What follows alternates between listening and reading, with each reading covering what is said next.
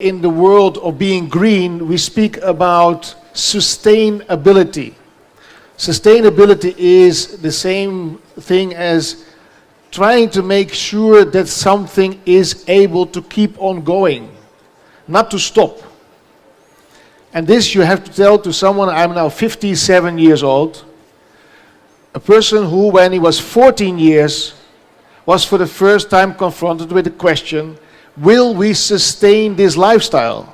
When I was, let's say, 12 years old, I was not really knowing what kind of architecture I would like to make. I wasn't aware that I wanted to be an architect. But whether architecture could solve the problems I was confronted when I was 12 years old, I had no clue. Let me explain you why. This happened when I was 14 years old. In 1970, in Holland, we decided no longer to use cars on a Sunday.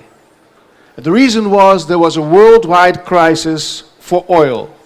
And all countries which were dependent on oil decided that there is not enough oil because the Arabs were clever to stop producing oil to raise the price. And the only way to sustain was to stop using your cars because there was simply no oil. This was the wake-up call for Europe. Everybody started to think something terribly can go wrong. And it's not, let's say, left by this.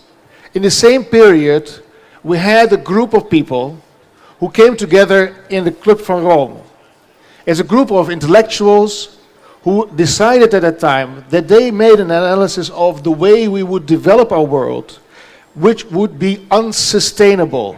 We would not be able to continue living the way we lived because we just simply would eat up our world. We would eat up our resources. We would definitely burn all the fuels which we possibly would have, and we would kill our life. That was the general consensus. I was 14 years old, sitting in my classroom, thinking about my future and what to do. So these people were, let's say, if I look back in hindsight, they were highly politicized.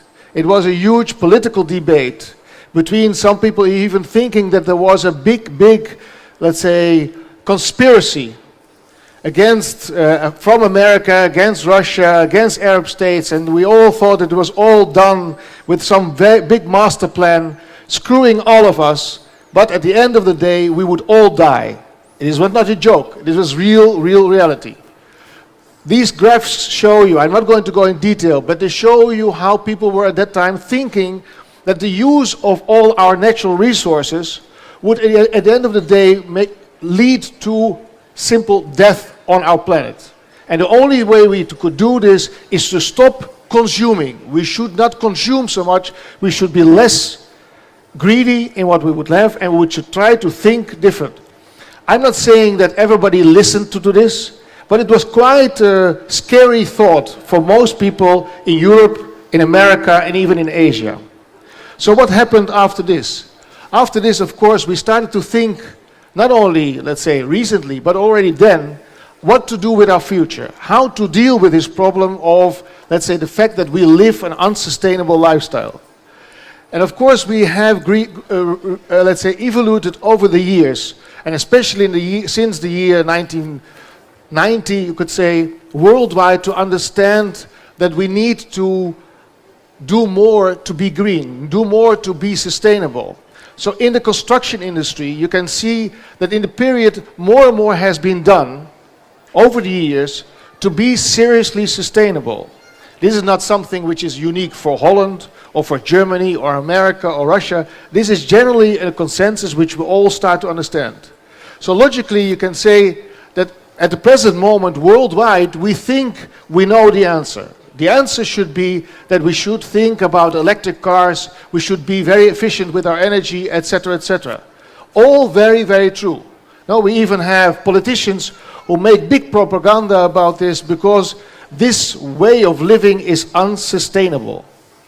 So let's think now a little bit more. So all these pictures which you see here are nowadays considered to be the way forward.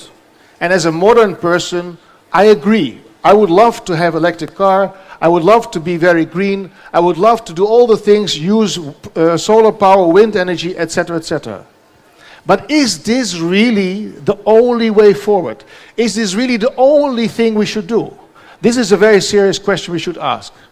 My position in life is you should never follow one thing, because the world is not about one choice you make, it's about a multiple of choices. And let me explain you why. All these things which are done at the present moment, all these technologies, innovations definitely help us. But we do not really solve the major problem which we have.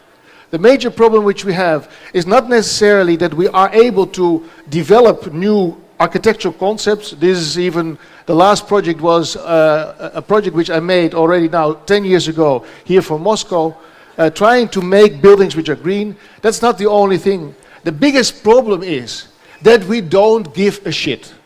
We don't care. We don't take things serious. Generally, this is a much bigger threat than our ability to innovate. And this is really a problem. In the world, and not necessarily in Russia, the problem of us now is not the amount of energy we consume, but is the way we pollute. Still, after all these years, groundwater pollution, air pollution, all these kind of pollutions are the worst we can have. We cannot just simply say that we solve it by developing a new electric car.